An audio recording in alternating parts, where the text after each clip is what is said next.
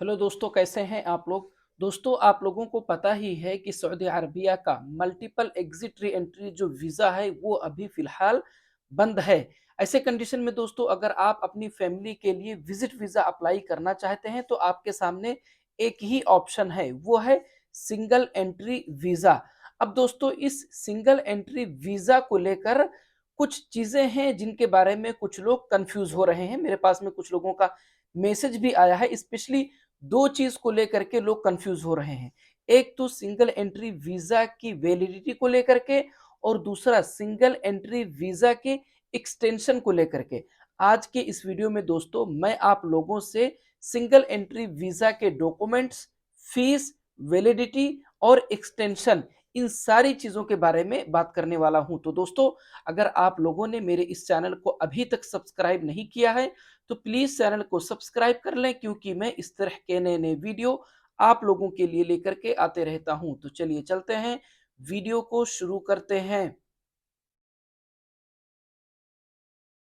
तो दोस्तों, सबसे पहले हम लोग बात करेंगे डॉक्यूमेंट्स के बारे में कि सिंगल एंट्री वीज़ा स्टैंप कराने के लिए आपको किन-किन डॉक्यूमेंट्स की ज़रूरत पड़ने वाली है। तो डॉक्यूमेंट्स में दोस्तों अगर देखा जाए तो तकरीबन वही सारे डॉक्यूमेंट्स हैं जिन डॉक्यूमेंट्स की आपको ज़रूरत पड़ती है multiple exit re entry visa stamp कराने के लिए। जैसे फॉर एग्ज़ाम्पल, जिसने सऊदी अरबिया में वीज़ा अप्लाई किया है, उनके अकामे का फ़ोटोकॉपी, जो अकामा अबशिर से हम लोग निकालते हैं, जिस पर क्यूआर कोड होता है। इसी तरह से दोस्तों इन्हीं के पासपोर्ट के फर्स्ट पेज और लास्ट पेज की कॉपी। इसी तरह से दोस्तों वीजा इनविटेशन लेटर जो होता है, जो वीजा यहाँ सऊदी अरबिया में अप्रूव होता है, उस वीजे की कॉपी। इसी तरह से दोस्तों अपॉइंटमेंट लेटर। इसी तरह से दोस्तों जिनको सऊदी अरबिया आना है उनका ओरिजिनल पासपोर्ट और उनके पासपोर्ट के फर्स्ट पेज और लास्ट पेज की कॉपी।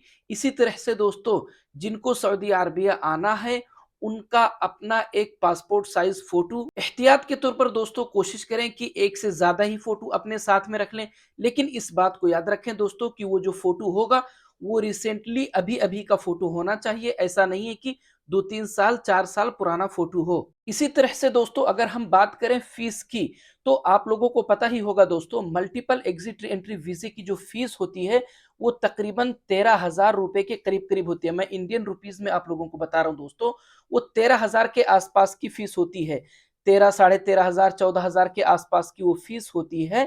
लेकिन दोस्तों सिंगल एंट्री वीजा जो है, इसकी फीस मुझे ऐसा लगता है कि तकरीबन इससे मल्टीपल एग्जिट एंट्री वीजा के मुकाबले में 3 से 4 हजार कम ही लगेगी।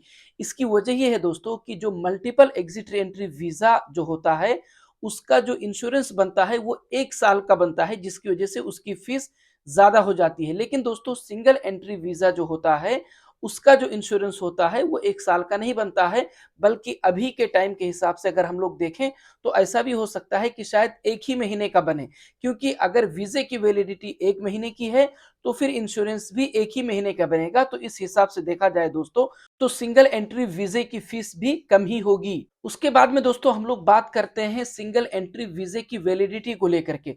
कुछ भाइयों को कंफ्यूजन है, बल्कि कुछ भाइयों ने मुझसे बोला भी है कि भाई हमने तो सुना था कि जो सिंगल एंट्री वीजा जो होता है उसकी वैलिडिटी 90 डेज की होती है, 90 दिन की वैलिडिटी होती है। उसका जवाब ये है दोस्तों कि ये जो 90 डेज की वैलिडिटी आप बता रहे हैं सिंगल एंट्री वीजे की, ये पहले का अपडेट है। लेकिन अभी फिलहाल सिंगल एंट्री वीजे की जो वैलिडिटी मिल रही है वो सिर्फ और सिर्फ 1 महीना 30 डेज की वैलिडिटी मिल रही है, जिसमें दोस्तों आपको वीजे की वैलिडिटी भी 30 डेज की ही मिलेगी और जो स्टे पीरियड होगा दोस्तों सऊदी अरबिया में रहने के लिए वो भी सिर्फ और सिर्फ 30 डेज का ही मिलेगा। इसमें कोई भी कंफ्यूजन नहीं है दोस्तों। इन दिनों जब आप सिंगल एंट्री वीजा अप्लाई करेंगे तो वहां पर भी अप्लाई करते टाइम पर यह शो करता है कि आपके वीजे की वैलिडिटी भी 30 दिन की होगी और इसी तरह से सऊदी अरबिया में आने के बाद में स्टे पीरियड भी आपका 30 ही दिन का होगा।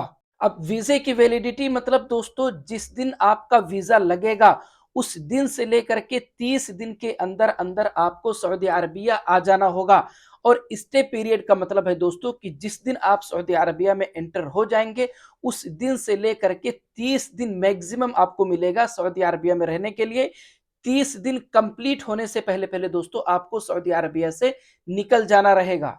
अब यहाँ पर दोस्तों मैं आप लोगों को एक इम्पॉर्टेंट बात ये बताते चलूँ कि मान लेते हैं मिसाल के तौर पर अगर आपको 30 दिन का स्टे पीरियड सऊदी अरबिया में रहने के लिए जो मिला है, इसका मतलब ये नहीं है कि आप 10 दिन सऊदी अरबिया में रहे, उसके बाद अपने मुल्क चले गए और फिर उसके बाद में आए और फिर 15 दिन या 20 दिन रह करके उसको 30 डेज़ आपने कैलकुलेट कर लिया, ऐसा नहीं है दोस्तों। सिंगल एंट्री वीज़ा मतलब है कि आप एक मर्तबा सऊदी अरबिया से बाहर निकले, दोबारा आप सऊदी अरबिया में नहीं आ सकते हैं, नहीं एंटर हो सकते हैं। चाहे आप सऊदी अरबिया में 1 दिन रह करके सऊदी अरबिया से निकले हों और चाहे आप अपना पूरा जो स्टे पीरियड है 29 दिन या 30 दिन उसको कंप्लीट करके सऊदी अरबिया से निकले हों।